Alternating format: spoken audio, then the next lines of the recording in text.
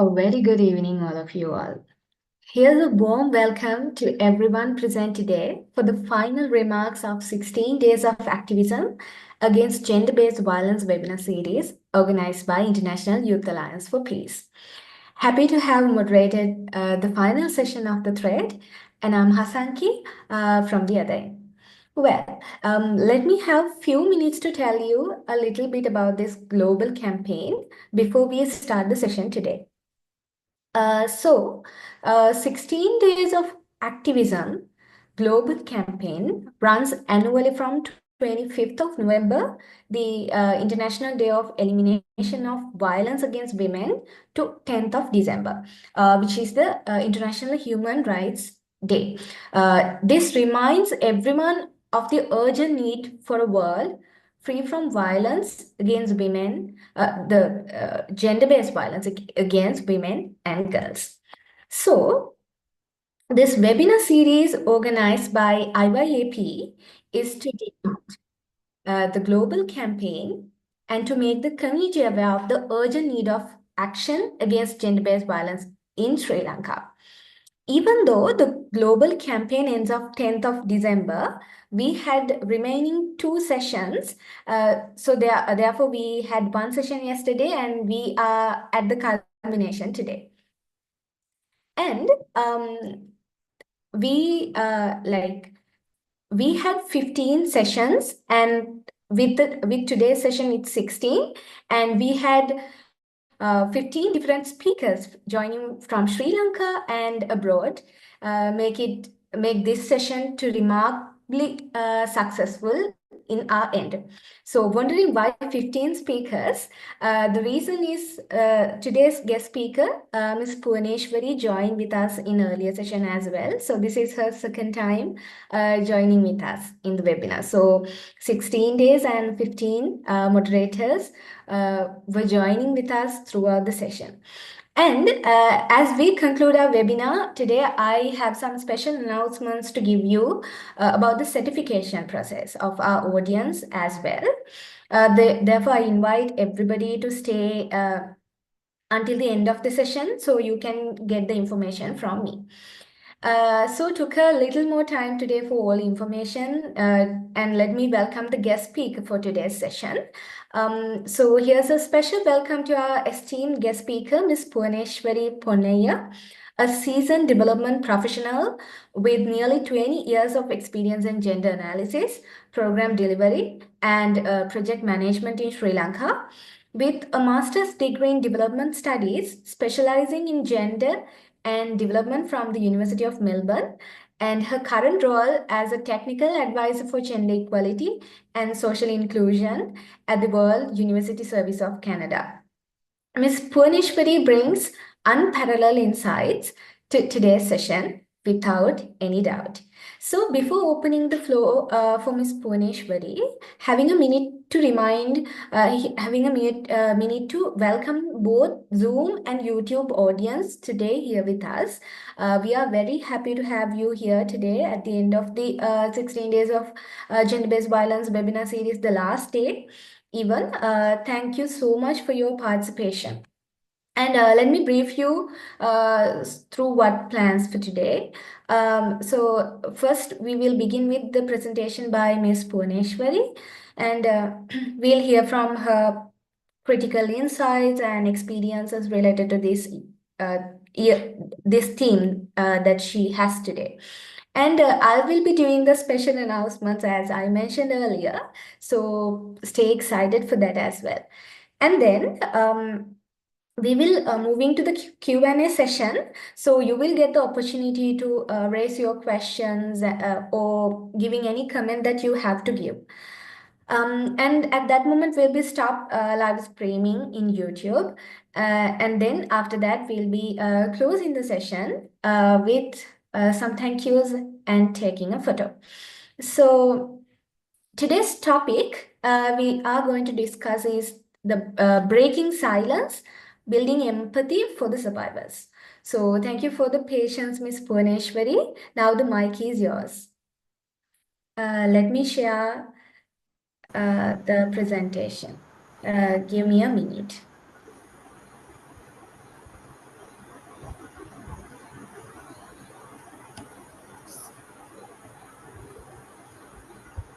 All right.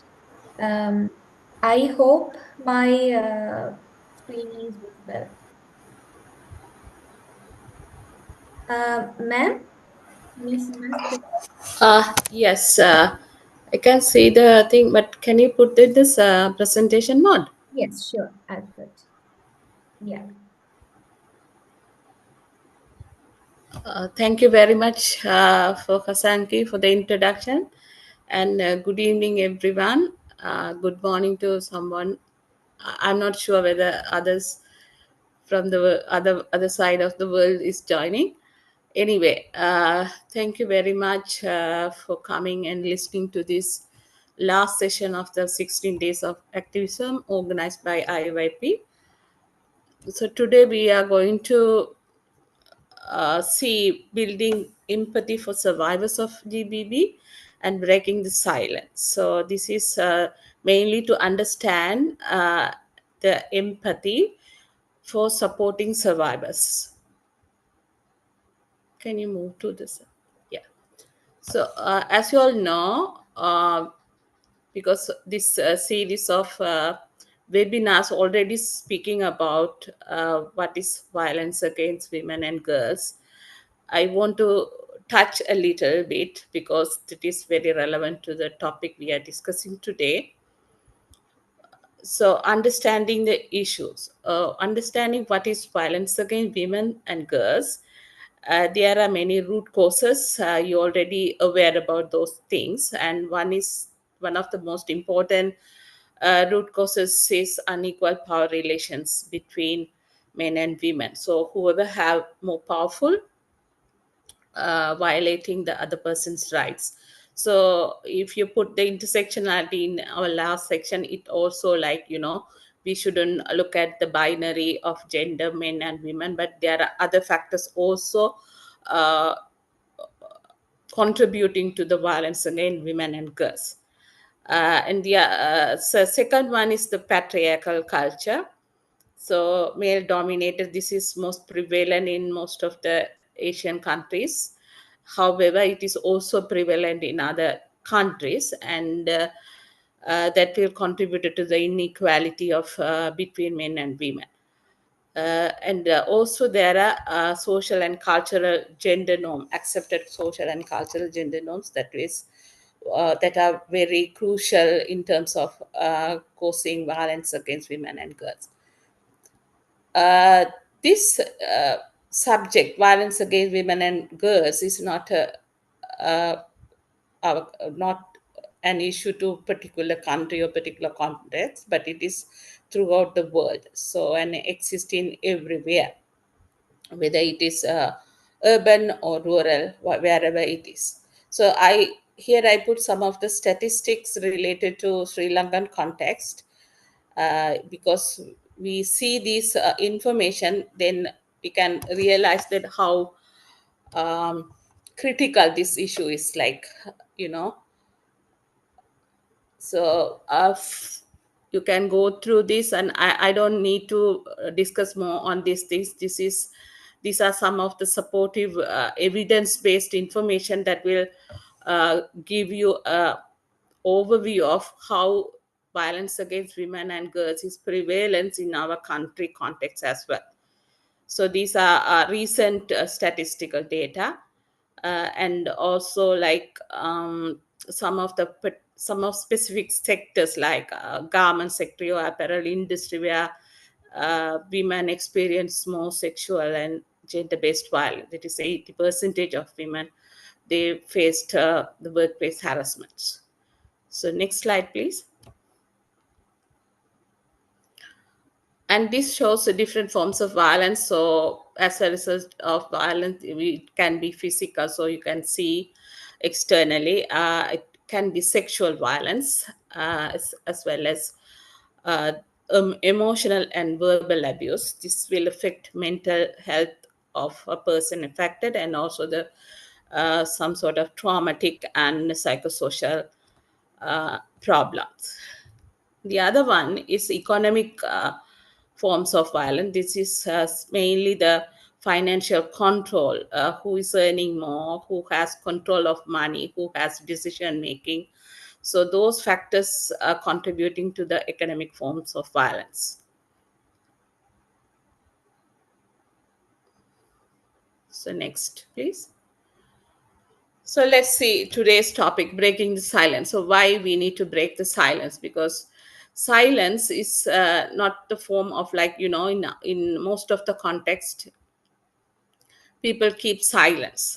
You know why? Because um, this topic, violence against women and girls, or it's sexual violence, gender-based violence, is a topic not to talk in public, and there are social stigma associated to this. Particularly the victim blaming. Victim blaming means people always, blame the person affected rather than the perpetrator.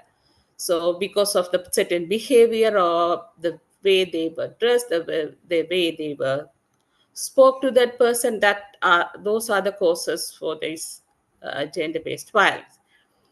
And another thing is fear of retaliation or disbelief. This is also very common in our context. Because of fear, people keep silence. And also lack of supportive environment, because if there is no supportive network or supportive environment, people keep silent. But the consequence of the silence has lots of negative impacts, especially it affect the mental health of a person. For example, post-trauma stress disorder is a status that is most of the people have experienced in their life cycle, a form of depression and anxiety. And also one of the other important consequences is perpetuation of cycles of abuse. The person affected experience abuse again and again because of lack of supportive environment, because they are not speaking out, they keep silent. Next. So, what is the role of empathy? So, empathy is the word opposite to sympathy. Sympathy, people have sometimes sympathy over the person who is affected, but this is not the sympathy, this is empathy. So, what is empathy? It is an active effort to connect with survivors, support their needs, and contribute to a society that rejects violence and prioritize compassion.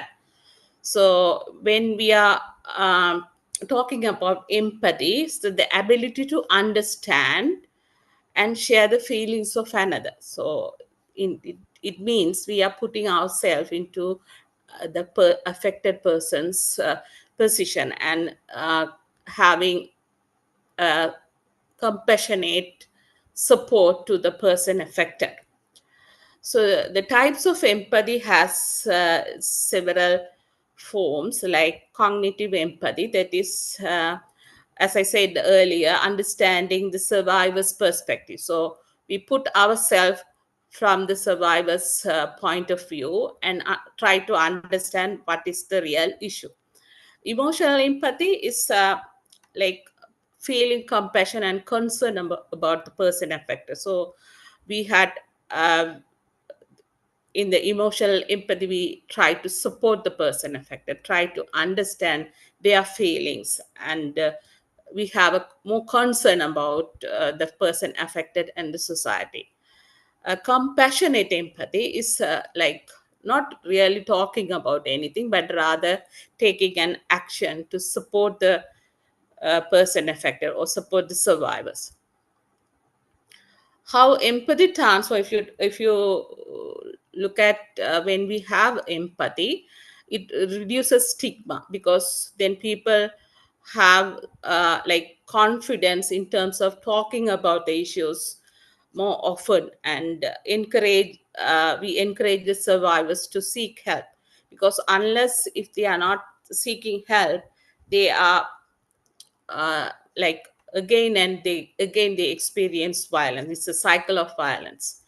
And also it is important to build the trust and solidarity, because sometimes trust building is an issue in terms of the survivors, because they don't trust people. because in our context, most of the time, even we don't trust others, not only for these kind of issues, but also some other thing. Also, trust building is very important. Then only we can talk, we can tell our situation and also ask help. Otherwise we will think always what others are talking about me, what others thinks if I say about this, whether they will uh, re-traumatize the person, or talking this to others and spreading and gossiping. Those kind of fear are also with the people. Okay, next slide please.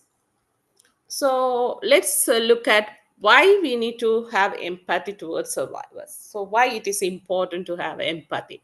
Because this the one of the reasons was it provides a foundation for their healing and recovery. So it is important. Once the survivors, it will take lots of time for them to heal mentally, and also recover from their traumatized situation. And also, if we have empathy, that allows us to challenge the social stigma. So challenge about speaking out, not keeping silence, and also creating a culture of support to the survivors. And also we are also accountable for that. Uh, the other reason is the empathy helps them, help the survivors to feel their voice is heard and their concern is validated, and it is also very important for their emotional healings. And also empathy create, as I said earlier, it creates a safer environment. So then the survivors, they feel comfortable in terms of seeking help or approaching others for help, and also rebuilding the relationship. As I said earlier, trust building is the first foremost important factor when the person affected is going to tell about their situation and asking help. And also, survivors are more likely to share their experience when they meet, when they meet a person who is trustworthy and understand about their situation in a non-judgmental way. So this is also important, because if you are telling the issue or seeking support, then only the people who are supporting survivors, they can find how to support this person or where to find resources. For example, the support also has several forms. It depends on the severity and the severity and the prevalence of the violence against women and girls, or violence against women. So these support mechanisms include therapy and also like counseling, professional counseling, legal action, as well as community support. So these are some of the ways to support the survivors to overcome their uh, to o- to overcome their problem. And also, if you have empathy towards survivors, then it is also helpful to challenge victim blaming and stigma. uh, this is uh, uh, this is very important, because in our society, not only Sri Lanka, but also most of the South Asian countries, victim blaming is very common. And also is the culture is talking about the person who is affected rather than the perpetrator. Even the media and the society and the neighborhood, even the family members are telling, why did you wear this dress? Or why did you go to that place? Why did you talk in that manner? So blaming the victim rather than providing support for them. So if we have empathy, this will we can challenge this type of stigmas. And also the culture. culture is important. So whether are we tolerating GBV and accepting this as a norm? This is very common because gender-based violence, beating wives when the wife is not behaving properly to the husband, or when they are not obeying the social norm and cultural aspect of the society, then it is very common that will lead to domestic violence and also gender-based violence. So people tolerate, mainly women tolerate this and accept this as a norm.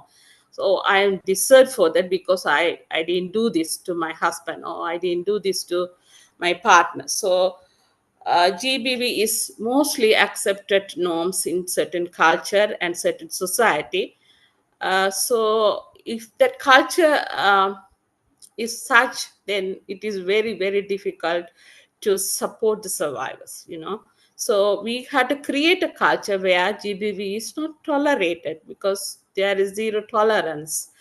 And also, like, the survivors are supported, because we don't blame the victim but rather supporting them and encourage them to have, like, collective responsibility. Like, we as a we can do so many activities. We will come again in next slides, but there are so many ways we can support the survivors. Next, please. This Next, we will talk about some common ways people uh, misunderstand survivors. Why people misunderstand about survivors? Because this is again it the root cause is the society's stereotypic society, because people already have judgmental ways of looking at survivors and perpetrators in a different mode. And also lack of awareness, lack of education means awareness. And also some of the biases we already have. So this is unconscious bias, sometimes it's also conscious bias, without knowing that we are talking something. Like, it's also related to our society where we were grown up, and also our schools and our family background. Everything will be influencing in our stereotypic behavior and also the unconscious bias. So one of the reason is, as I repeatedly saying, victim blaming. So survivors are also responsible for the violence they experience. So this is what the society perception about survivors, because they experience violence because the way they behave. So it's about their issues. And also, we assume that all survivors are similar. Like, they had to report immediately when something happened. So this is also very difficult, because sometimes people are not reporting and keeping silence because of various reasons, as we discussed earlier. Because they have a fear, and also there is no supportive network or supportive family members, or supportive professional support for them. So the society if the society's perception and assumption is such that, then it leads to misunderstanding. And the other one is, it's easy to, like, if there are some barriers, then they think like, okay, you can quit this problem very easily, or also a belief.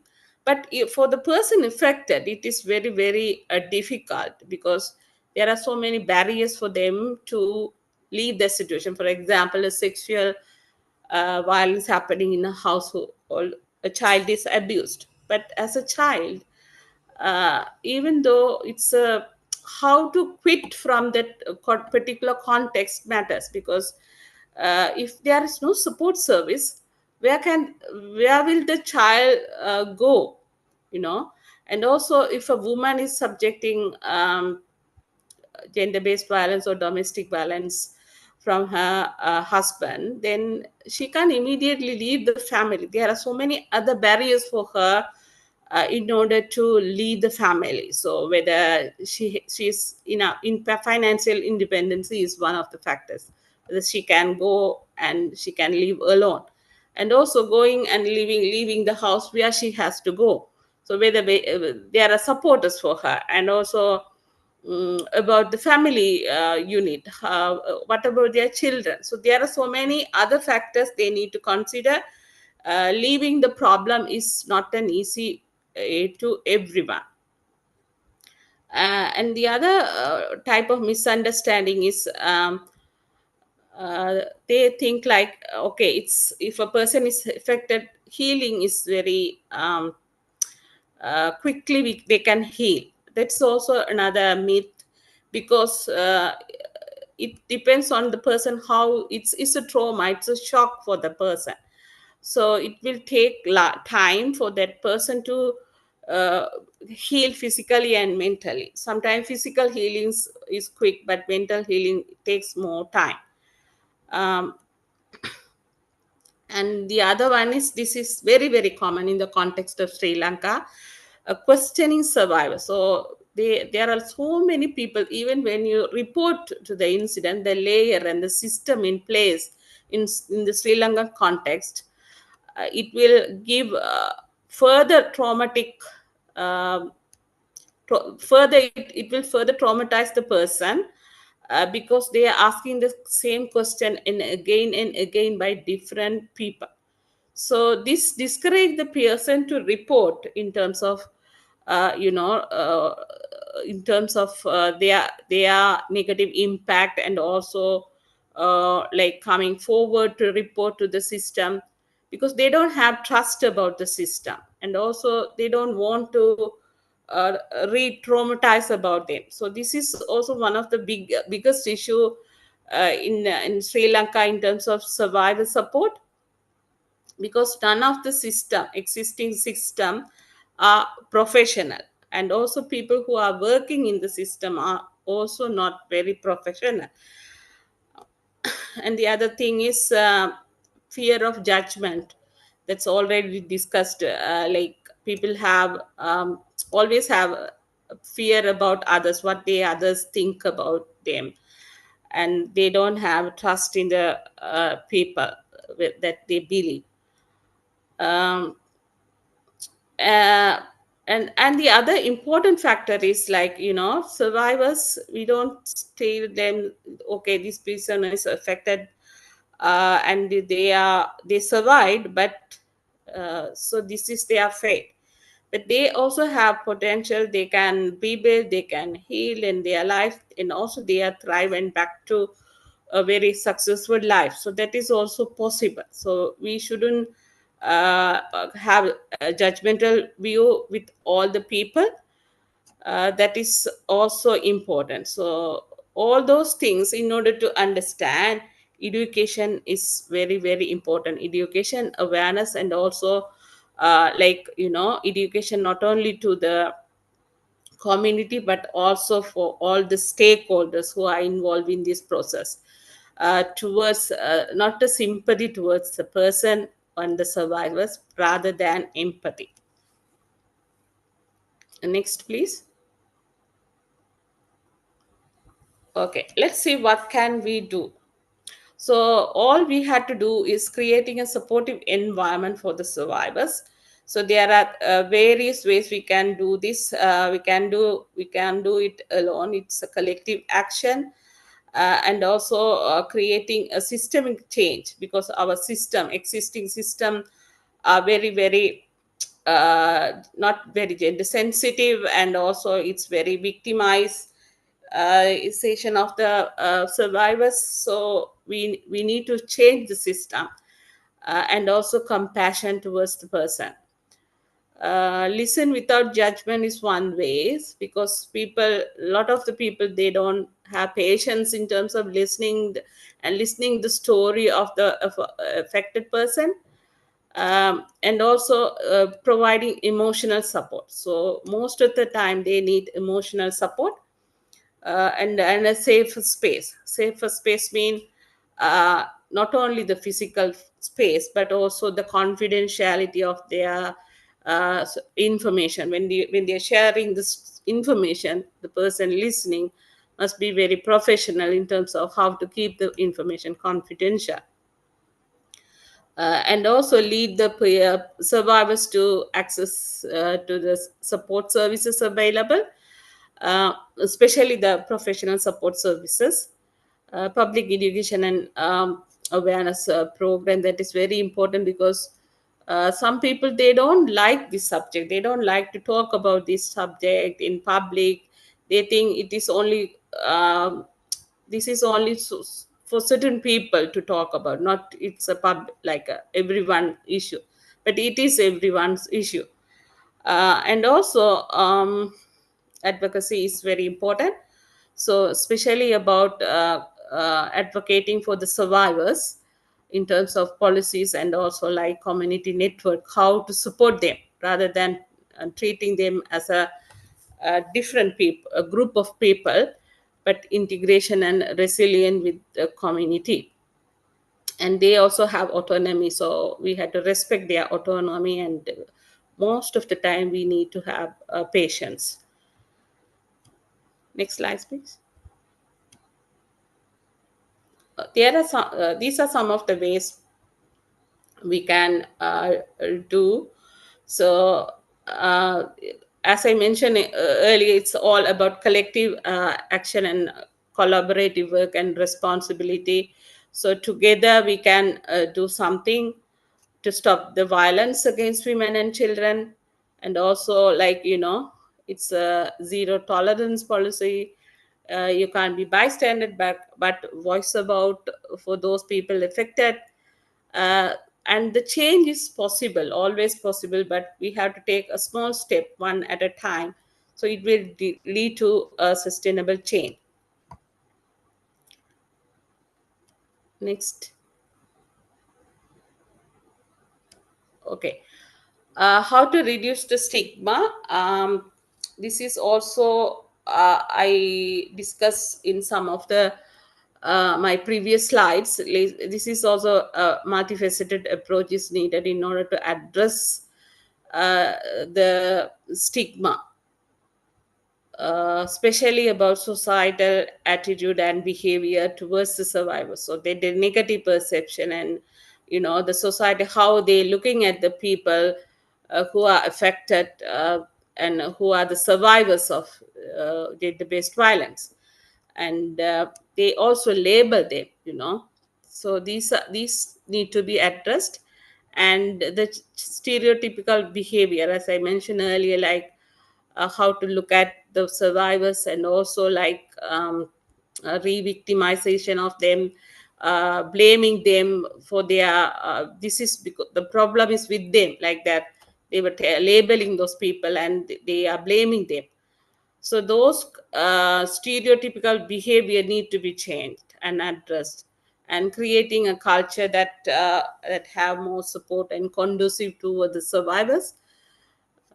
This is very, very important. So there are, survivors shelter programs in Sri Lanka and other countries, where uh, shelters and physical support, and also not only physical support, other mental support, professional support, and also for them to earn something, livelihood and reintegration with the community are provided by so many service providers available in our country.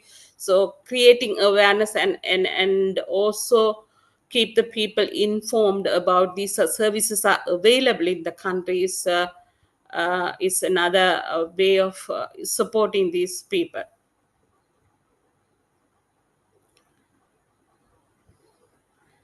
This is, I think this is again repeating this thing, education, that myth and misconception. There are a lot of myths about the survivors, so we need to educate the people. These are myths and misconception, but that is not true. So the all the programs, it should start from like other development work. It should start from school, because school, the children are the next generation. So they need to be educated in the subject. And also parents, as parents, they need guidance on how to protect their children and how to educate their children in terms of preventing subject to violence. And also youth engagement is very important, because as next generation, they need to be part of supporting environment. And awareness also can be done through media campaign and like community events, like during the street 16 days activism. You could see the lot of events happening. This is one of the webinar, is one of the way of educating the community. And also like learning platforms and panel discussion. There are various innovative activities happening around the world. uh, uh, Meanwhile, the creating a safer space is important, because this will create an open dialogue. So sometimes even when we invite people to 16 days activism, you see only particular group of type of people are coming, not someone they don't want to participate this kind of activities. So that means they are having stigma, and they think this is not for them. This is they are not part of this supporting network. So that's also need to be that stigma need to be addressed. And the other ways is not always gender based violence. Women are mostly victim, women and girls, but men also victims in gender based violence. And also there are men and boys who are part of ally and supporting affected people. So it is very important to include men and boys into our conversations, as well as our activities, and also like identify some of them as a gender champions. So though they become like advocate for women, and also prevent violence against women and children. And the other thing is peer support and network. So it is very important to have a peer support network, because that is a safer environment where the survivors can talk about their issues and their story, where they have concern. The people of concern are part of that, and also they have confidence in terms of talking to them and seeking support. That is very, very important. So peer support network is, we encourage people to part of that. And also collective action, as I mentioned, it's about shifting the societal attitudes. We are part of the society, so everyone has an important role in terms of creating a conducive environment to support these people. Next. Yeah, these are some of the ways, as I mentioned earlier: creating safer space, discuss biases and debunk stereotypes, respond thoughtfully, because sometimes a single word is like speaks a lot of things, like I believe you. So when you listen someone's story, sometimes people think, this is happened. They don't, it seems like they are the person affected us telling some creating a story. It's not like that, it's the true story, but the people don't trust these people. They think, this, how come this happened to this person, something like that. So rather than a person, that kind of person, if we are like a passionate, empathical listener, so that will give more comfort to the person affected. And also they are not alone. There are so many people similar experienced, affected by gender based violence and sexual violence. So there are so many stories. So the platforms to spread messages, to promote empathy is very, very important. uh, so this slide shows a lot of different kind of activities that can create breaking the silence, and also like fostering a culture that will support the survivors and with an empathetical view. And especially the children are part of the mostly affected sometimes, because they have less power in you. If you take the society who has more power, children always have less power. So they think, um, when they affected, they accept this is like because of my, this is my fault, that's why it happened to me, or I am not I am deserved for that, those kind of things. So we had to educate the children in their childhood about how to address these issues and how to protect themselves. And there are so many videos, so many awareness materials available in these days, but the thing is, whether teachers are educating the children, because teachers play a crucial role in schools in terms of educating like parents. So that is very important. And also the supportive mechanism, whatever the mechanism, there are so many support created structures and system in our country, but the problem is the system itself as a barrier for them to address this problem. And also it is not professional enough to listen, so those things need to be addressed. But we can do collectively, as a, like, as a society, we can together we can address these things, but we need more solidarity and action rather than talking about these things. I think I want to stop here, and also ask any questions. Okay, we can open this platform for Q&A. Thank you for listening. Yes, thank you so much, ma'am.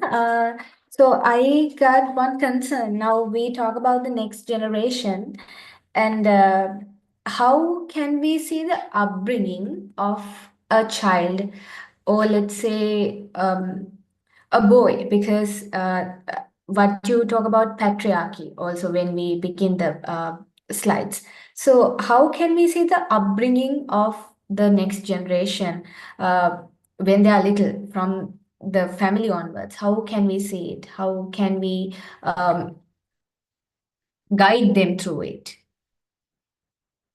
Yeah, it's a good question, because gender stereotype, it happens during childhood. That is, we called as gendered socialization. So family means parents, grandparents, whoever within the one roof, they are very crucial in the you know child's gender socialization process. So for example, how parents are treating children like a girl and a boy matters, because it starts from the house, their family itself. So they say certain behaviors are not appropriate for a girl, certain behaviors are appropriate for boys but not for girls. Because you are a girl, you should do these like this. Because you are a boy, you shouldn't do this. For example, boys, as a boy you shouldn't cry, for one example. So, and the girls are more emotional, like they are very soft, and they should learn the domestic work, like how to cook, or they had to support mother, or in terms of preparation of food or cleaning job or whatever the women are doing in the house. So if a parents treat the children in that way, so it will start from, they also think, oh, this is accepted behavior, because I am a boy, I can do this, I can go and I can come at any time in my house. But the girl child, no, you should accompany with someone. uh, there are so many behaviors, you can say, act like a boy, act like a girl. And again, the school environment, so we can explain this in an ecological model. The center of a circle, if you say, is a family, the immediate circle is a school. The school teaches how the teachers are treating girls, children and boys separately, and how they are telling girls, you shouldn't do that, you should do that. Because even sometimes there are some proverbs in our culture, like if a girl is laughing loudly, it's not, someone will say, you are a girl, you shouldn't laugh like that, or you should. There are so many proverbs also, our elders talking. So if you are treating in that way in our society, schools, or our relatives or family, then it is very very difficult when the child is grown up. Then change the mindset and also change the way of thinking. That is stereotypically it will affect when they are grown up as well. So it should start from the early childhood development onwards, treating everyone equal. We have biological differences, but we have equal rights, right? You have to tell them, because boys or girls or any gender, they are all equal, right? They have equal rights. So that and also respect each other, not only as I mentioned, the intersectionality factors. So even you can't discriminate a child based on their color or caste or rich or poor, educational parents profession or anything. So it should be created from that culture, school onwards, treating everyone equal, dignity and respect each others. Then it's a culture is created in the school environment and also like the community. So it's treating everyone equally. So we should start from ourselves.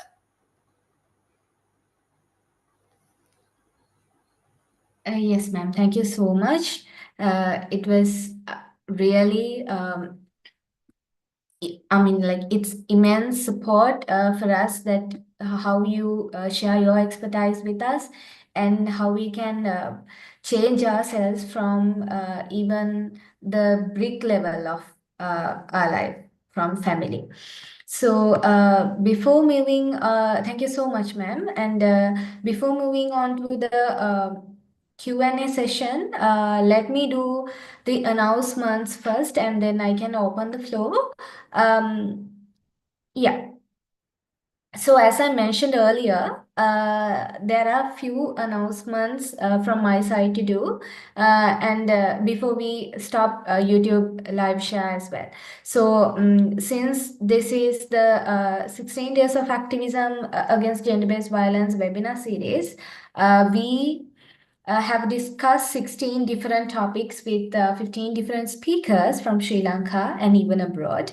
So let me have an honorable moment to thank and appreciate them and send our gratitude as being a part of this initiative. Thank you so much, Ms. Puaneshwari Ponnaya, and I thank the rest of 14 speakers who joined with us on this impactful initiative. Not only that, we had several moderators volunteering with us to moderate these 16 webinars. So thank you so much for your effort. Your voice mattered a lot. Thanks for the commitment. And last but not least, from moderating scripts to emailing and to checklists, the organizing committee was behind this great effort. You made this session successful. You were the pillar of the success, who were behind, who were in backstage. So thank you so much for your amazing effort that you have put on here. And as well as moving towards the audience who was with us from the very beginning to the end. You are amazingly made this initiative more successful, and you showed that a period of society scrolling in social media, people like you still shows the enthusiasm, interest in these matters and how we can address on these topics. So thank you so much. I thank you so much for both Zoom and YouTube audience. Both the platforms made a great initiative with your presence. And so, to appreciate your presence and your commitment as a participant for this session, we have a token of appreciation for you all. So, the participants who are eligible to receive the certificate under few conditions. So, I'll clarify them right now. Okay. We'll be tracking your attendance from the very first day to the last day, and only participants who have joined through Zoom and have 80% of attendance will be eligible to receive a valuable certificate of participation. Let me repeat it. Only the Zoom audience who has 80% of participation are eligible to have the certificates. And here I have to announce that the YouTube watching would not be considered to give the certificate, but the Zoom audience will only receive it. And then you will receive a feedback form actually. We'll be emailing you with all of the details now I'll be telling you. You will be receiving an email as well. So there you will find a feedback form. So in order to receive the certificate, filling the feedback form is a must. We will only be concerning and considering the people who have filled the feedback form. And you will receive it within tomorrow, because now it's the end of the day, so you will receive it tomorrow. And you will receive your certificates within 20 working days. I'll repeat it, within 20 working days. So please have a little bit of patience. We'll be getting back to you within after 20 working days. And reminding you all that all the recordings of this webinar series will be available through our IYAP YouTube channel. We hope you would make steps and initiatives to act on gender-based violence, considering this webinar series as a pathway of guidance or a chance to see what you haven't seen yet, or an opportunity that you have even grown yourself in this matter. So here we have come to the end, and now we'll be closing YouTube live. I thank the audience who are joining from YouTube. Your presence made a great sense of effort and impact. Thank you so much, and we'll be